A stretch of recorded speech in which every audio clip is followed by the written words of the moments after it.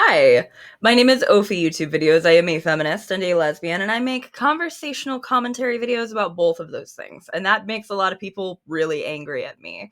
I joke sometimes that just the words feminist and lesbian set off a paranoid reading in some people, and that explains a good chunk of the things I get criticized for, like when my arguments are misrepresented, or when people pretend like me calling a man a soaking wet meow meow is, and I quote directly here, using words for female anatomy as insults to men and not literally a sad little kitten in a cardboard box. Why would I specify? Anyway, as I have already mentioned, being a feminist and a lesbian on the internet makes people mad at me, and making conversational commentary videos about them also makes them mad at me. People who are fans of the people I talk about in my videos, and sometimes even the people themselves. So this happened about a month ago, and I said out loud in the middle of the night when it did, not right now, I don't have time, but I feel like I got some time today, so let's get into it. In early March of this year, former celebrity interviewer and current misogyny slop purveyor Kirsty Flaw sent two malicious copyright strikes to my channel. I made a video explaining her clear weaponization of the copyright system against me, and she put her thumbnail in my video to send her audience to come and leave me literally hundreds of comments defending her honor and calling me names. And do you know what some of Kirsty Flaw's fans and defenders found? The unhinged snark Reddit about me that popped up last year. I don't personally look at the snark Reddit. To be honest, that was a hard point for me to get to, but when I eventually noticed that the way that these people spoke about me was abusive in a way that felt similar to the mother I haven't spoken to in about a decade, my get away from this place, there's nothing good for you here alarm bells started going off, and I managed to break that habit. But do you know who I don't think has broken the habit of looking at my snark Reddit? Do you know who happened to pop up last month right as I was dealing with this sudden influx of hate about me? And who decided to make her position in the Baldoni Lively feud clear, even reversing an earlier signal she had given that she did understand why Brian Friedman shouldn't be able to depose a victim? Yeah, Alexa Nikolas commented on an old video of mine last month. And she and my snark Reddit are both, I don't know, you tell me, maybe completely unrelatedly, interested in a public court document of mine right around the same time.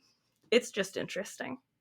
I want to tell you a little bit more about this court document and mostly about the nonsensical way Alexa Nikolas is trying to wield it against me, as well as some of the other things that get thrown at me on social media, especially by burner accounts people make to tell people who enjoy my content to harm themselves. I'm making this video not because I think it will stop any of this from happening, but because I personally think I deserve to get some money about it, which is why I was absolutely thrilled when today's sponsor, Aura, signed off on this video idea. Aura was actually my first ever sponsor, and we've already worked together for a few videos on this channel. So you've heard me, and probably other YouTubers you enjoy, talk about the way that Aura can keep an eye on your banking data for you, because Bank of America, JP Morgan Chase, Citigroup, none of those places are particularly timely about letting you know when there's been a breach. Aura, on the other hand, can let you know about those kinds of things way faster than the 277 days on average it takes for the data breaches to be reported. They also provide up to $5 million in identity theft insurance if things do go wrong. Aura also helps to keep me safe online in other ways, too, which, considering the theme of this video, is incredibly useful to me. The antivirus being in the same app as my VPN and my credit monitoring is super useful, but that's not even my favorite feature. As noted, people are extremely weird about me. Back before I kicked the habit of looking at the snark Reddit, a burner account was made using my former legal name and my year of birth. I googled those things along with my city and my current legal name, and I found a genuinely disturbing amount of my personal information on one of those shady people finder websites. It took me days to get it taken down. I had to make an account, put in a request, and then anxiously check multiple times before the page and all my information on it would stop loading. Aura, however, can keep an eye on all of that for me and keep me from constantly anxiously refreshing those things. I just get emails now telling me how many shady data harvesting companies got a takedown request on my behalf, and it makes me feel so much safer to have somebody take that off my plate for me. Even if you don't have a weird and unhinged snark Reddit about you, there are people who want your information, and there are, unfortunately, many companies who would love to sell it. And Aura can help keep you safe too, the way they help me. I'm not leaving myself open to data breaches, and I don't want anyone here in the nuance corner rolling those dice either. You can go to aura.com/okkedopey to try 2 weeks for free, and that's going to be enough time for them to figure out if any of your personal data has been exposed. I cannot recommend Aura more highly. I have had amazing experiences when I've reached out to customer support with genuinely silly questions about the antivirus, and not only did Aura not hold it against me when Kirsty Flaw's malicious strike got my video taken down, but they came back to partner with me even more. So thank you so much to Aura for being such an amazing partner to me and for helping to keep me safe online. If you want to see how Aura can help to keep you safe too, go to aura.com/okkedopey or scan the QR code on the screen right now. I'll toss this out in the beginning because I know it's a thing people have called me hypocritical for. I know I have sourced from snark Reddits before for videos. However, the snark Reddit about me in particular is in fact unhinged, and I don't feel bad about using that word for it. The Reddit in question appeared when I had significantly less than 5,000 subscribers, and by the account of my friends who have looked at it for me, the majority of the posts seem to come from the same 4 or so accounts that are probably the same person. Although occasionally somebody will wander in after they've been comment blocked for being mean to me in my comment section, and they will post some big multi-paragraph thing about the various ways in which I am capital P problematic, running down greatest hits like baloney is racist, and meow meow means pussy, apparently, and decrying my white feminism since they assumed I would side against Blake Lively, and since they assumed Justin Baldoni is a person of color. A second reason that the snark Reddit is unhinged, beyond the small scale of my audience when it started, the fact that not a single one of my videos has even approached 100,000 views, is the ways in which the snark Reddit is clearly about hating me personally and not about wanting to have some nuanced discussion about my work and its implications. That's where you go to be mad that I'm glorifying abortion. It's where you go to participate in a conversation that has rules that say that being nice about me is a bannable offense, which is why I do comment block people when I know they've been active in the snark Reddit. I'm sorry, you just don't get to have both. The snark Reddit is also, of course, lesbophobic. Accusations are made against me that the videos I've made talking about the failings and destruction of predators are because I have a crush on Alexa Nikolas. This is a funny thing about being a lesbian on the internet. I'm accused of having a crush for speaking against a woman, accused of having a crush for defending a woman. There's really no winning. I've lost count of the amount of people who have told me that I have obvious crushes on Amber Heard and Blake Lively because I believe them. They're not even my type. They're beautiful women, but I'm not really particularly femme for femme. Anyway, I have no way of knowing how involved Alexa is over there. I just know that she and they are both circulating a complaint that I made against my employer for employment discrimination. And that's not something Aura can help me with because an EEOC complaint is just a public document. It's public because that's what happens when you file a workplace discrimination complaint with the EEOC. I don't know what they think this is a gotcha about. I especially don't know what Alexa Nikolas in particular thinks it proves, but she commented on one of my videos trying to go at me about it, implying that it has something to do with my own credentials as an activist, something I've never attempted to sell myself as the way that she has. And even though me making a complaint about my employment discrimination on the grounds of my disability was a personal action and not like a political activist one.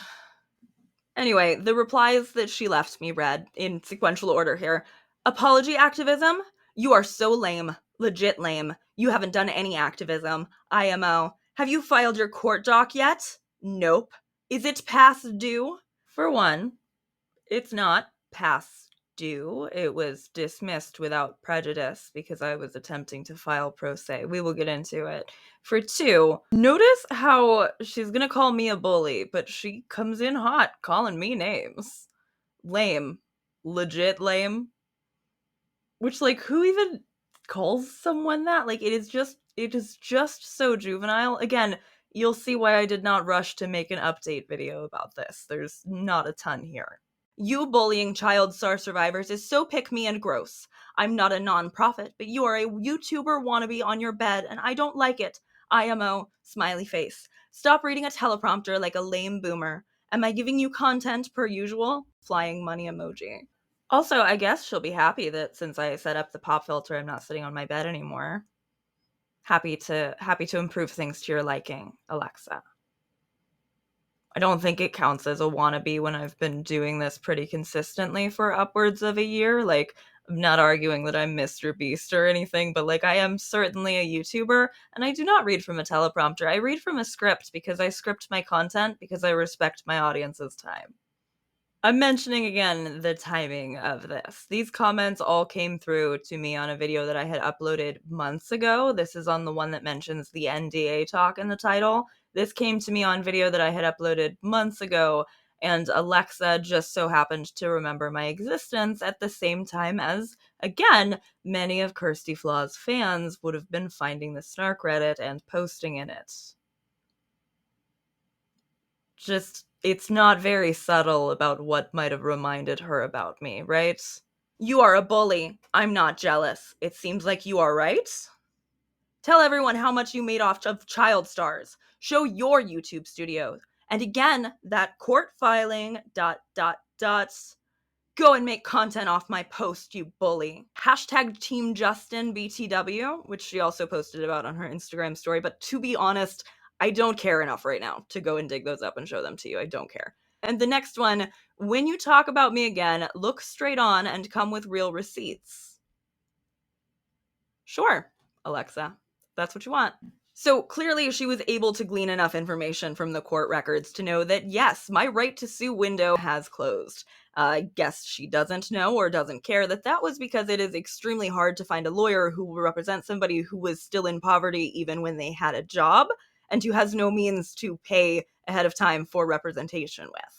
I feel no need, desire, or inclination to share my YouTube studio at the request of Alexa Nikolas, who has been letting her Patreon run just completely without any content for months. I don't think that I owe her that at all. For income transparency, though, I made less than $6,000 on YouTube last year, and not all of it came from videos about former child stars. And also, former child stars are not a protected class. My videos were not exploitative. I don't feel bad about the fact that part of my income came from making videos about former child stars. I just reject whatever she's trying to lay on me here. Even if my claim against my former employer was less successful than it was, which we will get to, I would not think that this is a point of hypocrisy on my part, or whatever Alexa is intending to imply in her comments, especially not when, there are court documents pertaining to Alexa Nikolas that I very intentionally have not read from in any of my coverage of her and do not intend on covering, even when I spoke about how fucking hypocritical she was to publicize the drive. Like, I just have to point that out. For the sake of you who are here from remembering how terrible it was last year when Alexa Nikolas published the drive of evidence that led to the child endangerment charge her buddy Drake Bell pled guilty to in Ohio. She is once again attempting to leverage someone's court documents, but this time it's my own. And it's as if I'm being caught, even though my position has always been maybe documents shouldn't be publicized to prove a point because you love Drake Bell for some reason. I'm willing to talk, though, about what's in that court documents. Do you know what's in them? I'm asking you, the viewer. I'm not talking to Alexa because she never watches the full thing when she comes to yell at me in my comment section or post about me on her Instagram stories while very conspicuously not using my real screen name so that nobody who wants to defend her will go watch my videos and realize how much exactly they need to defend against. Here's why I still consider all the trouble it took to file that EEOC complaint successful. Here's what else is in those court documents, other than the fact that my attempt at filing pro se as somebody without a law degree or high school diploma, we'll get back to it, and no legal representation, is that the EEOC, so the people who investigate claims of workplace discrimination, found in my fucking favor. Hence, the right to sue. Not only a right to sue, but also a notice of probable cause. Basically, the contract center that I used to work for was discriminating against me because I am disabled and they should have allowed me to have absences with doctor's notes and accommodations. And they refused to do reasonable accommodations for me even when I had what the EEOC inspector told me was a beautifully thorough record of over a year worth of me begging them to accommodate me on account of how much I loved my job and cared about the work I was doing. My disability was worsening, and I was begging for either grace on their absence policy or the chance to make up the hours I had to miss by being asleep during the day, by clocking in and working at night, since we were constantly behind on cases anyway. They opted instead to wait until I ran out of PFML time for my intermittent leave and fire me. So I filed a complaint with the EEOC, and the EEOC determined that there was in fact probable cause, that was discrimination on account of I had tried so hard to get these accommodations. And you know what? Sure, I've read other people's legal documents before. Let me read what the person who actually knew what they were doing when they wrote something wrote, because they didn't like my pro se petition. But here is what the EEOC investigator wrote in the charge of discrimination that I got, because I did in fact pull off a win in this. The Commission's investigation reveals that charging party has a covered disability under the ADA and has provided reasonable medical information to the respondent as recent as March 16, 2023, that noted charging party has a physical or mental impairment that affected major bodily functions, including concentration, interacting with others, reading, speaking, thinking, and working. The medical note specifically said that charging party could use, as a reasonable accommodation, a part-time or hybrid schedule. This was denied by the respondent. Respondent said it would be an undue hardship to accommodate charging party by eliminating a time and attendance requirement. But there is no evidence to support this claim, or that providing charging party with a part-time or hybrid schedule would impose an undue hardship under the statute. Respondent did not offer charging party any other reasonable and effective accommodations that includes considering her for a reassignment as an accommodation of last resort, as required under the ADA. On March 21st, 2023, with knowledge that charging party has a covered disability under the Americans with Disabilities Act and a need for a flexible schedule, respondent told charging party that any unplanned absences will be subject to respondent's attendance policy. In the absence of an undue hardship, and without a reasonable and effective accommodation, holding an individual with a covered disability under the Americans with Disabilities Act to an inflexible/fixed leave policy violates the Americans with Disabilities Act. Based on the above, respondents' asserted defense does not withstand scrutiny, and the Commission has determined that there is reasonable cause to believe that the respondent has discriminated against charging party on account of her disability in violation of the Americans with Disabilities Act. This determination is final. And then it says that the ADA requires that if the Commission determines that there is reasonable cause to believe that violations have occurred, it shall endeavor to eliminate the alleged unlawful employment practices by informal methods of conference, conciliation, and persuasion. Having determined that there is reason to believe that violations have occurred, isn't that such a beautiful string of words? Doesn't that mean I fucking won? Because I did. I won this investigation portion. I didn't get to bring it to court. They didn't agree to the mediation because they knew. But it means I fucking won. That's what that means that I just read. I don't know if Alexa read it for herself or if she just assumed that there being a court document meant that there would be something I was ashamed of in there, but the court document says I won. Court document says that I was discriminated against. It agreed with me.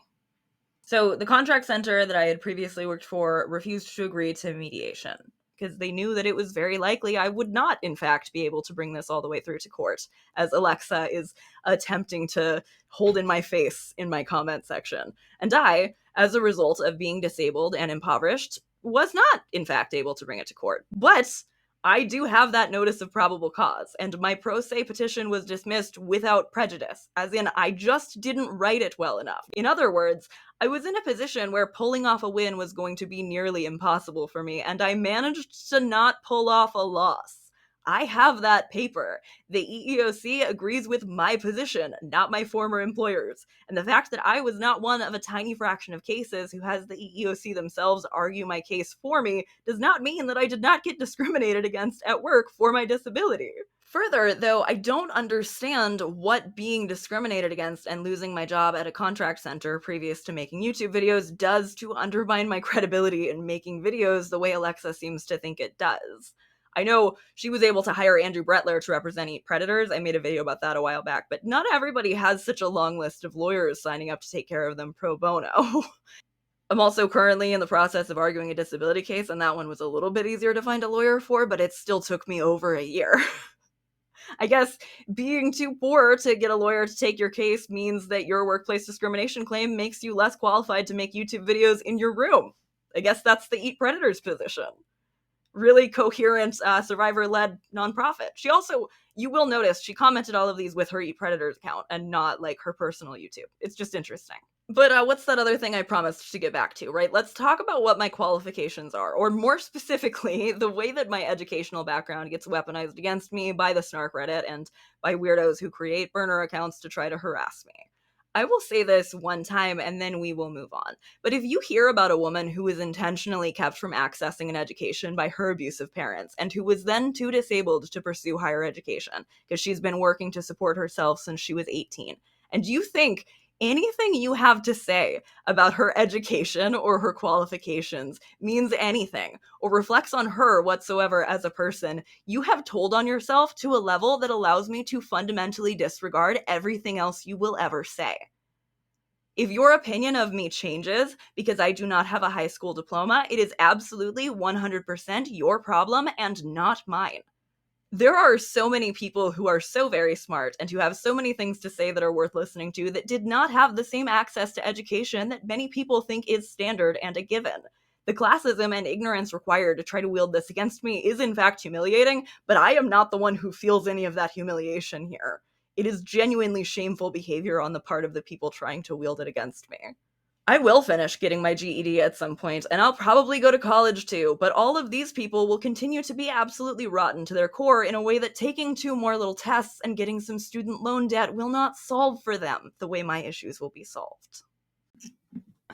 So the reason I don't care enough to go back and find all of the Instagram stories Alexa made about me or talk about her sudden pivot to Team Baloney is that this video isn't entirely about Alexa Nikolas. It's not even entirely about my Snark Reddit, because neither of those groups of people really deserve an update video, especially not when Alexa was so clearly wanting one by hopping in when she already knew I was going through some shit. I'm kind of addressing all of this at once in a way that I don't intend on continuing to do in the future. But I did want to do something just like here in a main channel video where I address the fact that people love to try to throw genuinely uneducated in my face, and that I need you to know that when you grow up with a mother who both refuses to allow you to go to school when you beg and who also calls you stupid, you simply don't have it in you to give a shit what somebody who is pathetic enough to create an entire Blue Sky account to harass you and everyone who's ever posted about you thinks of your intelligence.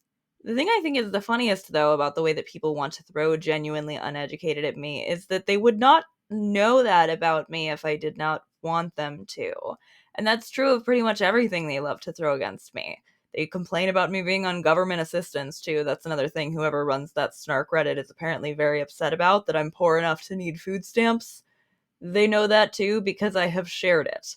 If I told you about my fake high school diploma in a community tab post, how does that not imply that the fake high school diploma my abusive parents gave me is not something I feel shame about? What other cult escapees are they making fun of over there? And also, I'm sorry, but I've met dozens, at least, of high school dropouts who I would infinitely rather spend my time around or respecting the opinions of before I would ever dream to listen to the kind of person who thinks a high school diploma should be the difference between whether or not someone deserves your respect. Some of my absolute worst coworkers at my coffee shop jobs were at big fancy colleges. It does not make you a smarter person or a better person to hang out with. It makes you a person who had a lot of opportunities that lined up in exactly the right way for you to get to go to school. Not everyone gets that. I've introduced myself at the start of all of my videos, pretty much. I am a feminist and a lesbian, and I'm making conversational commentary videos about both of those things. I'm not running a survivor-led collective, for example. I'm not pretending to be a lawyer, or a therapist, or a journalist, or a documentarian. I am making YouTube videos in my bedroom. And I am so glad that you, most of you, almost all of you, are here watching those videos. The difference that making videos has made in my life, both on a tangible level in terms of being a job I actually can give myself accommodations with, and also just in terms of my self-esteem. When I first started making videos, the idea of people hating me the way that some of the people who are in that snark Reddit, or honestly in my comment section, sometimes hate me, was so scary to me. But so many of you have been so kind and so validating and so assuring to me, so supportive and encouraging and so helpful that I know what the difference is between criticism that can help me grow and people who are making themselves look silly and humiliating themselves by making breaches to try to hate me as much as I used to hate myself. So thank you for watching my videos. Thank you for letting me have this job where I don't need to beg and plead for accommodations or to be treated like a human being. Thank you for helping me feel so much assured that my thoughts are actually useful and that they can be helpful, and for helping me to find ways to put them together in ways that are. Honestly, I wish I did have some big amazing success story with my EEOC complaint. I wish that I had managed to be more than just a fly on the windshield for a few days for that former employer, but I refuse to let the threat of my EEOC complaint be something that somebody gets to feel good about wielding against me. I don't give a shit that that's public. If they want, they can go read about how I was fired instead of being allowed to keep my job, where I was directly processing forms for people to access paid family and medical leave for their disabilities. You can try to pretend like you're doing anything other than bitch eating crackers complaining about me if you think that proves anything against me and not against the system we live in and the company I worked for. And the other companies who, because let's just be honest with ourselves for a second, are incredibly less likely to be forgiving or flexible on attendance issues without a solid year of evidence of how good I was at that job, and without, clients who would call back a year later specifically to talk to me when they had their next baby, since I was the only one who they got good service from. And I did have the thought of trying to make this a how to file a complaint with the EEOC video, but I didn't have the kind of experience where I'm able to give advice. But I can tell you that I made a record. I kept every single email that I sent to my employer from the very first time that I began asking them for accommodations, because I knew what my rights are under the ADA. I knew that they had to engage in a collaborative process with me, and they refused to. If I had gotten a lawyer who was willing to take my case, I might have won something. I might have gotten some money back, and they probably would have had to pay me extra because they retaliated against me for using PFML. But the system that we live in means that that's not the outcome that I got from this. I'm still happy with the outcome that I did get, though. It was a lot of work. It was like, if you include all of the time that I spent trying to get my paper trail where I was begging for accommodations, because I did not want to have to try to sue them. I wanted them to just work with me and let me keep my call center job I was really fucking good at. If you include all of that, I've been working on this ever since I was first working for that contract center, but I worked on trying to get that EEOC complaint for over a year. It was a lot of work for something that mostly serves at this point in my life just to make me feel assured. Like, the right to sue window closed. I had no further leads on finding a lawyer. I decided to prioritize working on videos and working on my disability claim, and I let that go. Me letting that go does not mean that I was not discriminated against. It does not mean that my employer was correct to discriminate against me. I do have rights. Those rights should have been respected. I should have been worked with. I should have been valued as an employee because I was a very valuable employee. But I wasn't because I'm disabled. It's almost like disabled people are discriminated against. It's almost like I'm being discriminated against when they're weaponizing a court claim that an able-bodied person wouldn't have had to make against me, right? You see where I'm going with this, right? And not because I know they speculate, but because I'm talking about it anyway. It's migraines. I have migraines every single day. I have a migraine every single day of my life. My head hurts today while I'm filming this. While I have a light in my face, it hurts because it's raining. I'm talking to you at 4 in the morning because this is the kind of hours I could have been awake and processing claims for the call center, but they didn't want to let me do it. That kind of thing comes up in my live streams. It doesn't come up so much in my main channel videos because it's rarely relevant. It is relevant for me to mention that I am too disabled to work. It is less relevant for me to go into the specifics of my day-to-day life, and so I don't frequently. And then that's also used against me.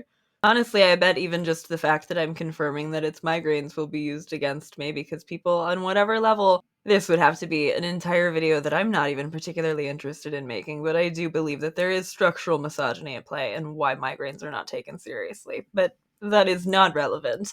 None of this explanation about my disability is relevant, which is why I don't frequently mention it. Me being too disabled to work, too disabled to frequently leave my home, that is relevant. The thing that is making me disabled, not relevant. The specifics of my court document about my EEOC complaints, not really relevant, but sure. That's what it said in there. It said I got discriminated against. Do we all feel better now that we know that? Do we all feel closer to me? Did you think there was some smoking gun in there? That I had been like trying to do activism by writing an EEOC complaint about the fact that I had been discriminated against for my disability, and then not getting a lawyer means that I'm not an activist. Is that what the implication is in all of those comments she left? Like, I don't know. Sound off in the comments. I don't know. I don't know. Anyway, I know this is essentially a whole video of imagine hating me and I'm just sitting here in my room like this, but I did want to talk about this. This is an odd line of criticism against me. And I wanted to say, yeah, especially as we've just hit 15,000 subscribers here in the Nuance Corner, feel free to unsubscribe from me if it bothers you that a disabled lesbian you follow on YouTube attempted to sue her former employer for refusing to accommodate her for her disability. I'd love it if you did that. Bye. To the rest of you, thank you so much for being here. Thank you for hanging out, for being interested in an Ophi lore video, and for making it so rewarding and exciting to make videos in general. And thank you also to my lovely Patreon subscribers, a few of whose names you can see on the screen right now. Patreon is a great way to help support me financially. As you've already heard about in this video, it's not possible for me and my current schedule to work a job for anyone but myself at this point. I do this full-time not out of unearned confidence, but out of realism about my own abilities to leave the house or be reliable to an outside employer. Patreon supporters get a couple of extra videos from me a month, and they make that so much more sustainable of a thing for me to do. Thank you also so much to everybody who has supported me on Ko-fi or by super chatting me during live streams, especially the people who did so in moments like, for example, Kirsty's malicious copyright strike and my worry about all of that. I love you all very much. I love making videos. I'll be back again soon. Bye.